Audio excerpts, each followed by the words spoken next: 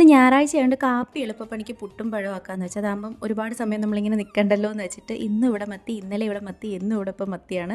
അങ്ങനെ നമ്മൾ കോവയ്ക്ക നമ്മളന്ന് കാണിച്ചില്ലേ, അത് പറിച്ച് നമുക്കൊരു മെഴുക്കുവരട്ടി വയ്ക്കാമെന്ന് വെച്ച് അരിഞ്ഞ് വെച്ചിട്ടുണ്ട്. അത് നമുക്ക് കടുകിട്ട് കാന്താരി പൊട്ടിച്ച് കുറച്ച് കാന്താരി ഇട്ടുള്ളൂ, കാശിക്കൂടിനോട് കൊടുക്കണമല്ലോ എന്ന് വെച്ചിട്ട്. അപ്പോഴത്തേക്ക് നമ്മുടെ പുട്ട് ഇവിടെ സെറ്റായി.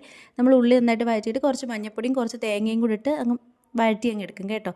ഇത് നമ്മുടെ മീൻ തോരന് വേണ്ടിയിട്ടാണ്. ഇന്നലത്തെ മത്തിയുടെ കുറച്ച് ബാക്കി ഇരിപ്പുണ്ട്, അതെടുത്ത് തോരൻ വെക്കാമെന്ന് വെച്ചിട്ട് നമ്മൾ നിറയെ കൊച്ചുള്ളി, ഇഞ്ചിയും വെളുത്തുള്ളിയും പൊടിയൊക്കെ ഇട്ട് അരച്ച് അവിടെ മാറ്റി വയ്ക്കുന്നുണ്ട്.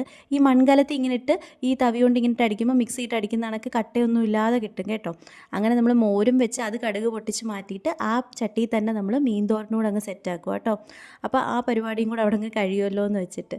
പിന്നെ കുറച്ച് മുളക് പൊടി മൂപ്പിച്ച് മാറ്റി വയ്ക്കാനുണ്ടായിരുന്നേ.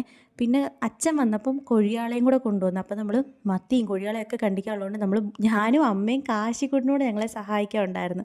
അങ്ങനെ മത്തി കണ്ടിച്ചിട്ട് ഞാനങ്ങ് മാറി, അമ്മ കൊഴിയാളയും കൂടെ കണ്ടിച്ചിട്ട് കയറി കേട്ടോ. മീൻ കണ്ടിച്ചുകൊണ്ട് പിന്നെ കാശി ഒന്ന് കുളിപ്പിച്ച് കയറ്റാമെന്ന് വെച്ചു. അപ്പോഴത്തേക്കും നമ്മുടെ പരിപാടിയൊക്കെ കഴിഞ്ഞു. ഇനി പോയി ഫുഡ് കഴിക്കട്ടെ. അപ്പോൾ ഇത്രയേ ഉള്ളൂ. Tata bye, see U.